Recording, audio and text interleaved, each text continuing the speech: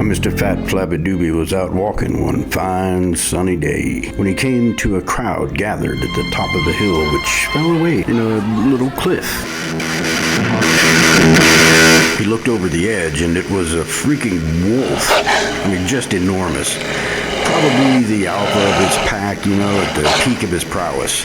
The alpha was viciously attacking this old beat-up snow leopard who was backed into a little crevice in the rock, unable to move.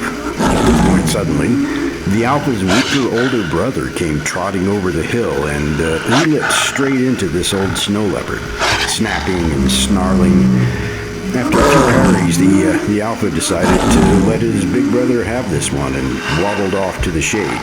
The older brother sunk his teeth into the old snow leopard's ear, tearing at its face.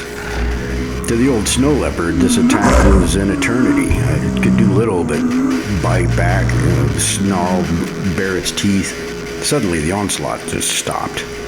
And peering through the blood and sweat in its eyes, the old snow leopard could just make out the biggest bald eagle it had ever seen. And this thing was fantastically huge. And it was not attacking, but pushing the alpha's older brother, like herding it towards an attack on the alpha. It was bizarre. Everyone knew what the outcome was going to be. I mean, they'd had this fight before. That's how he became the alpha, right? What the hell was this eagle doing there? What did that eagle have to do with anything? This is the strangest thing you ever saw. The alpha, now incensed, attacked, pushing the older brother back onto his rear end, landing with his throat in the alpha's mouth. The alpha backed off to give his big brother a chance to stop this foolishness and return to the pack. But the eagle was still there, pushing the older brother, who responded with another attack. The two brothers were now locked in battle, with the elder brother's attack doing little damage and weakening with every shot. And it was all carnage and blood and fratricide. The old snow leopard, for his part, could only watch as the battle to decide which wolf would finish him off played out.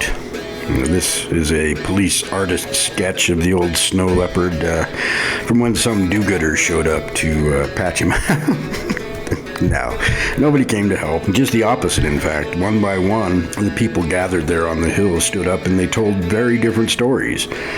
But in all of their stories, the old snow leopard didn't exist at all. And the older brother was actually a garden party full of fairies.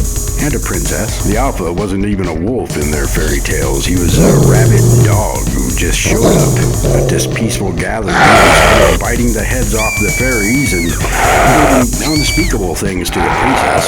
Some people said the dog didn't seem to be really rabid. In fact, a few thought he seemed kind of friendly and was just defending himself from the unjustified attacks of the fairies.